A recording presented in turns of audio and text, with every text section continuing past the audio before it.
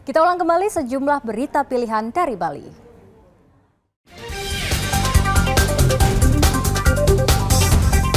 Sebuah minibus menabrak truk yang sedang parkir.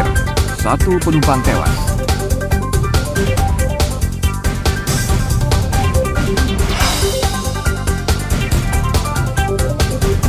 Ratusan prajurit TNI AL mengamankan pertemuan Global Platform for Disaster Risk Reduction di Nusa Dua.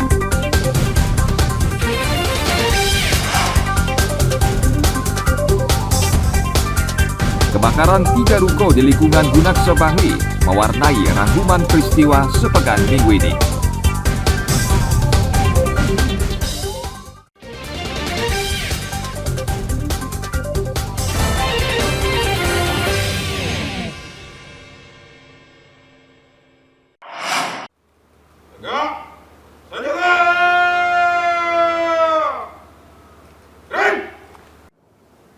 Ratusan prajurit TNI AL mengamankan pelaksanaan Global Platform for Disaster Risk Reduction ke-7 di Nusa Dua Badung.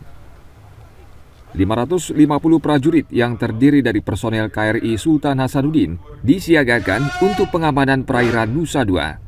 Sementara pangkalan TNI AL Denpasar menurunkan patroli laut Sea Rider dan helikopter. Formasi ini sesuai standar pengamanan kegiatan berskala internasional.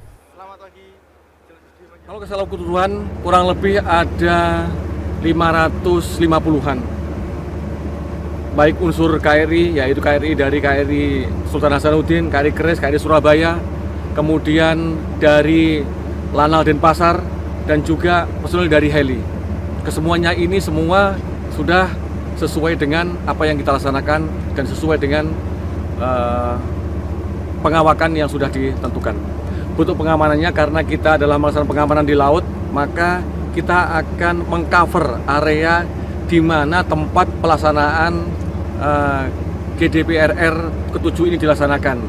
Melaksanakan penyekatan di daerah tersebut dengan penggantian, maka personil yang ada, KRI yang ada bisa mengcover sehingga tidak ada wahana laut yang masuk untuk bisa menembus ke daerah tersebut.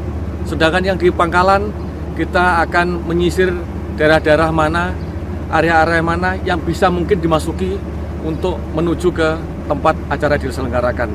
Sedangkan untuk heli, sewaktu untuk digunakan kontingensi ataupun melaksanakan kedaruratan, maka akan digunakan. Oh iya, lupa saya. Kita juga menyiapkan Sea Rider untuk persiapan apapun pergerakan-pergerakan sehingga nanti kita bisa langsung on the spot apa yang diperlukan. Pencegahan penularan COVID-19 pada pertemuan juga menjadi perhatian panitia penyelenggara. Pertemuan membahas mitigasi bencana ini berlangsung mulai 23 hingga 28 Mei. Tim liputan melaporkan dari Denpasar. Unggul, handal, kora, kanan, oke?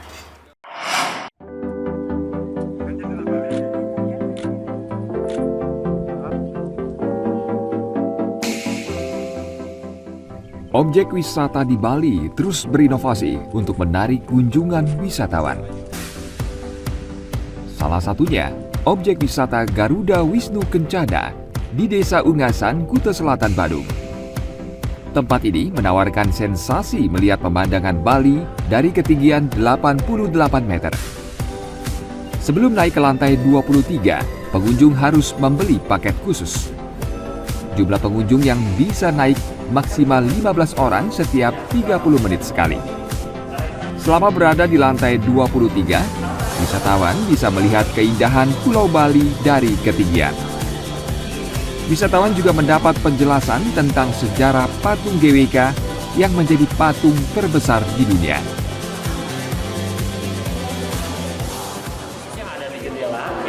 View pemandangan keluar Balinya. Jadi kita ada beberapa lubang, kurang lebih ada 10 jendela, itu 4 lubang di area depan dan 6 lubangnya di area belakang di bagian ekornya. Jadi kalau dari sisi depan kita bisa melihat sisi depannya seperti ada bandara, itu juga kurang lebih seperti jalan tol. Kalau di sisi belakangnya kita ada beberapa lautnya, itu seperti Patik Barawa juga tim Lastinya. Nah, kemudian di lantai 23 sendiri kita juga ada beberapa modul-modul ini yang menjelaskan tentang bagaimana cara pembuatan dari area atau patung GWK ini sendiri. Jadi ini secara umum mengungkap sejarah GWK ini ya, seperti itu ya? Betul, karena ini adalah salah satu proyek yang sangat fantastis, di mana kita juga dari lantai 23 ini bisa langsung lihat bagaimana struktur di dalamnya. Dan sisi lain ini juga sangat rumit yang sudah terselesaikan dalam waktu 5 tahun saja untuk patungnya ini. Ini karena tempatnya di ketinggian, ada batasan orang nggak untuk yang naik di tempat ini maksimal berapa orang? Ya, lebih tepatnya kita memang untuk satu kali tour setiap 30 menitnya maksimal hanya 15 orang saja. Itu kan lebih tepatnya supaya nanti fokusnya bisa lebih, turnya bisa lebih fokus lagi, di sisi lain juga supaya tidak begitu ramai di dalamnya. Jadi untuk suasana tentram juga akan lebih dapat nanti untuk melihat pemandangannya, dan juga foto-fotonya nanti tidak begitu padat di dalamnya. 2 tahun yang lalu sebelum pandemi kami sudah ke sini, tapi belum begitu selesai, apalagi yang ini yang towernya ini ya. Nah sekarang kami dengar ini towernya sudah bisa makanya kami ke sini. Towernya sudah bisa kita nikmati lah istilahnya ya. Artinya memang sengaja Bu ya? Sengaja, GWK, iya, Bu, ya? iya. Kita kan terus mengikuti perkembangan GWK ini. Nah, nanti ke depannya wacananya tadi kan kita sudah lihat di bawah itu kan bakal ada waterboom dan lain-lain kan. Nanti kemungkinan beberapa tahun ke depan kalau saya ada kesempatan di Bali lagi, nanti kita pasti ke sini lagi lihat progresnya sampai di mana.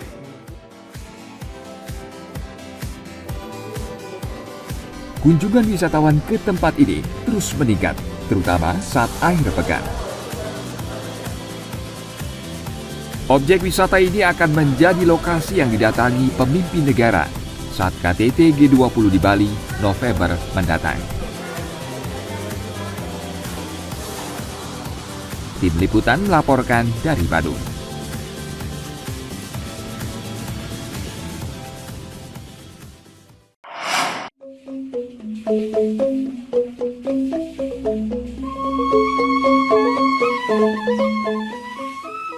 Pelaku usaha kuliner jaje atau kue kampung di Jembrana bertahan di tengah pandemi. Salah satunya kedai Putri Hildawati di lingkungan Lelateng Jembrana. Di kedai ini, Putri menjual aneka jaja kampung seperti buati, lidah-lidah, serabi, cenil, lupis, hingga bubur sumsum.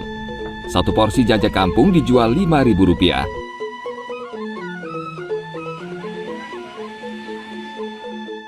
Warisan nenek ke ibu, terus sering bantu sama ibu, suruh selip, beli tepung, sering ngaduni kue, jadinya tahu, jadinya punya inisiatif untuk buka usaha sendiri.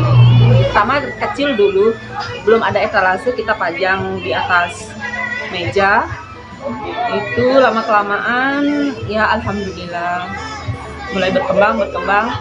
Sebelum pandemi itu sampai 6 kilo saya bikin, 6 sampai 7 kilo. Setelah pandemi ini dah ya lumayan berkurang, cuma 2 kilo ya kekuatannya. Jaja kampung sangat disukai pelanggan karena terbuat dari bahan alami seperti tepung beras, gula merah, pewarna dari daun suji, dan bahan lainnya. Ini bahan-bahannya tuh masih alami, enak juga rasanya. Terus gula yang dipakai juga gula manis tutu asli. Saya paling suka lagi, apalagi ini yang namanya hijau ini dari ketan ini. Nggak ada tempat lain juga, susah nyarinya, di sini aja. Iya, saya hampir kalau gimana kalau lagi nih suka kangenin kue ini, bikin ngangenin gitu ini. Sebelum pandemi, Putri membuat dan menjual 6 kg jaja Bali per hari. Kini ia hanya bisa menjual 2 kg kue per hari. Putri berharap pandemi segera berakhir dan pesanan kuenya kembali ramai.